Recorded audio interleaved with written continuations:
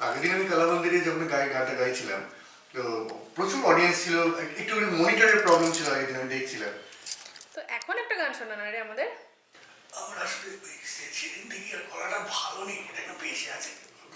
এই মাত্র তো কথাবার্তা বলছিলি, ঠিকঠাকই তো ছিল। কথার সময় ঠিক থাকে, গান গাওয়ার সময় হাওয়া বেরোচ্ছে, হাওয়া দেখ। হ্যাঁ, উফ বাবা, আজকে কি গরম পড়েছে রে। চ না একটা আইসক্রিম খেয়ে আসি। আইসক্রিম খেলে গলাটা কমে যায় রে। মা সিগারেট খাচ্ছিস তো? সিগারেট বেশ বাড়ায়। হ্যাঁ, সন্ধ্যাবেলা খুব খিদে পাচ্ছে। চল না রে একটুখানি ফুচকা খেয়ে আসি। একটু টক গলা ধরে যাবে। রে সত্যি বাবা, এমন এদিকে- বললো?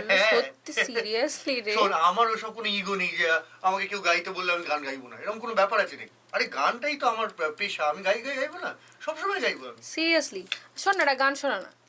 এটা একবার গান শোনাতে বললেই না, এখন এই যে গলাটা ভেসে আছে, পারমিটই করছে না। দাদা, এই এসিটা একটু বন্ধ করে দেবেন?